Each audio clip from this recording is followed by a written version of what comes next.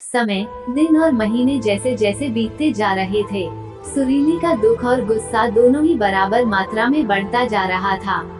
6 महीने पहले जब वो अपने मायके गई थी और वहाँ उसने जो देखा वह महसूस किया, उसके उपरांत दोबारा फिर कभी सुरीली का मन अपने मायके जाने का नहीं हुआ। इस बात को पूरे 6 महीने बीत चुके हैं, लेकिन आज भी सुरीली अपनी माँ से खफा है। माँ, बाबूजी, भाई और यहाँ तक कि उसके भाई की पत्नी कनक ने भी कई बार सुरीली से घर न आने का कारण जानना चाहा, लेकिन उसने कभी भी किसी से अपने दिल की बात नहीं कही। बस अंदर ही अंदर परेशान होती रही। सुरीली ने तो कभी सपने में भी नहीं सोचा था कि बहू के आते ही माँ के व्यवहार में इतना बदलाव आ जाएगा। उसे अपने ही घर में अपनी ही माँ पराई लगने लगेगी।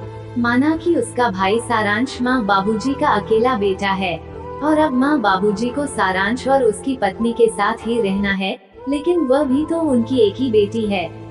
भाई सारांश की शादी से पहले तक सुरीली को ऐसा कभी नहीं लगा कि माँ या बाबूजी उससे कम स्नेह रखते हैं। बावजूद इसके कि सारांश सुरीली से छोटा था, परंतु कनक के आने के पश्चात जब सुरीली अपने मायके पहुंची, तो उसने घर और अपनी माँ के व्यवहार में कई परिवर्तन देखे। माँ का अपनी बहू कनक के प्रति अत्यधिक स्नेह व परवाह देख सुरीली को बिल्कुल भी अच्छा नहीं लगा और वह चिढ़ गई थी। भला बहू से कौन इतना स्नेह रखता है? यह बात सुरीली के समझ से परे था। सुरीली को अपनी माँ की और भी कुछ बातें पसंद नहीं आई। पहले जब कभी घर पर कोई छोटे से छोटा सामान भी खरीदा जाता, माँ सुरीली से अवश्य सलाह मशवरा करती और फिर उसके कहे अनुसार ही घर पर कोई सामान आता। लेकिन अब की बार घर के सारे पर्दे सुरीली की जानकारी के बगैर ही बदल दिए गए थे, वह भी वे पर्दे जिन्हें सुरीली ने पसंद करके लगाए थे। जब इस बारे में सुरीली ने अपनी माँ से बात की, तो माँ बड़ी सहजता से कहने लगी, अरे वो कनक को ब्राइट कलर के पर्दे पसंद है ना, इसलिए उसने सारे पर्दे बदल दिए। मैंने ही कहा उससे बदल दो यदि तुम्हें पसंद नहीं है, आखिर अब यह तुम्हारा ही घर है। माँ का ऐसा कहना न जाने क्यों सुरीली को अंदर तक चुभ गया। उसे ऐसा लगा जैसे मायके से उसकी पकड़ ढीली पड़ती जा रही है। अभी सुरीली को मायके आए चंद घंटे ही हुए थे कि सुरीली से कनक बोली, दीदी आपको आलू चाट बहुत पसंद है ना? मैंने सारी तैयारियां कर रखी है, आपके लिए बना कर ले आऊं। यह सुन सुरीली को थोड़ा अच्छा लगा और वह तनकर बोली, हाँ बना लाओ। और साथ ही साथ सुरीली ने रात के खाने का मेनू लिस्ट भी कनक को बता दिया। तभी सुरीली की माँ बोली, सुरीली तुम भी जाकर किचन में कनक का हाथ बटाओ, वह अकेली यह सब नहीं कर पाएगी। माँ का इतना कहना था कि सुरीली को ऐसे लगा जैसे अब उसकी माँ उसकी नहीं रही, वह अपनी बहू की हो गई है। माँ को अपनी बेटी से ज्यादा फिक्र अपनी बहू की है। लेकिन सुरीली ने तुरंत कोई प्रतिक्रिया व्यक्त नहीं की, बल्कि एक ही शहर में ससुराल और मायके होने की वजह से रात के खाने से पहले ही वो बहाने बनाकर ससुराल लौट आई। तब से फिर कभी सुरीली ने मायके की तरफ मुड़कर नहीं देखा। एक शाम जब सुरीली मार्केट से घर पहुंची, तो उसने देखा कि उसकी नंद मधु अपने बच्चों के साथ घर आई हुई है। यह देख सुरीली अंदर ही अंदर कसमसा कर रह गई। मधु का आना उसे कतई पसंद नहीं था और उससे भी अधिक मधु का यहाँ आकर अनावश्यक हस्तक्षेप करना तो उसे बिल्कुल नहीं भाता था। मधु का ऐसा व्यवहार सुरीली को अपने अस्तित्वहीनता का बोध कराता। अक्सर मधु का बेतकल्लुफ होना, अपने बच्चों की सारी जिम्मेदारी सुरीली पर डालकर आराम से बतियाना, अपनी सहेलियों से मिलने और घूमने चले जाना, यह सब सुरीली को परेशान करता, क्योंकि मधु के ऐसा करने से सुरीली पर घर के सारे काम का बोझ आ जाता। ऐसे ही कई छोटे छोटे कारणों के चलते मधु और सुरीली के मध्य तनाव बना रहता।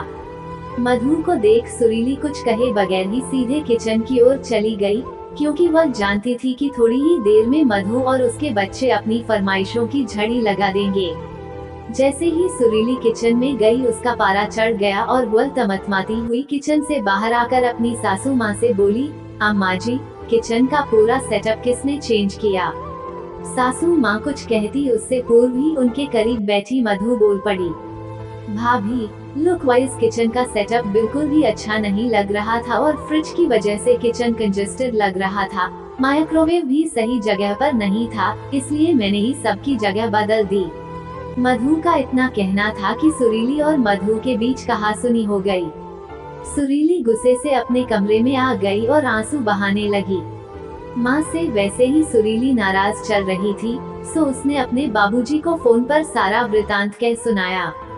धैर्य पूर्वक सुरीली को सुनने के पश्चात बाबूजी बोले, किसी भी माँ या सास के लिए अपनी बेटी और बहू दोनों के मध्य सामंजस्य स्थापित करवाना इतना आसान नहीं होता। मायके में जितना अधिकार बेटी का होता है उतना ही हक बहू का भी होता है। तुम्हारी माँ तो हमेशा से चाहती थी कि कनक और तुम मिलजुल कर रहो। तुम्हारा आना कभी कनक को ना खटके और मायके में तुम्हारा सम्मान बना रहे। उसने तो ऐसा करने का प्रयास भी किया था, लेकिन नतीजा यह हुआ कि तुम नाराज होकर चली गई। क्या ये मैं नहीं जानता? बाबूजी से यह सब सुन सुरीली को अपनी सोच पर पछतावा हुआ।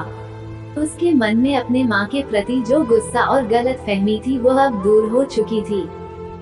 सुरीली ये भी समझ गई कि माँ उससे कितना प्यार करती हैं। मायके में उसका मान बना रहे, इसलिए माँ ऐसा बर्ताव कर रही थी। सुरीली को इस बात का भी एहसास हो गया कि नंद और भाभी का रिश्ता दो प्रतिद्वंद्वियों का नहीं, बल्कि यह एक बहुत ही खूबसूरत व प्यारा होता है, जिसमें ईर्ष्या द्वेष के लिए कोई स्थान नहीं होना चाहिए, क्योंकि बेटी और बहू दोनों का ही घर में समान महत्व होता है। सुरीली के दिल और दिमाग में लगे जाले अब साफ हो गए थे। वो खुशी खुशी मायके जाने को तैयार थी। साथ ही नंद मधु के संग भी वह अपने रिश्ते सुधारने का संकल्प ले अपने कमरे से बाहर आए। कहानी अच्छी लगी हो तो चैनल को सब्सक्राइब करें और लाइक करें।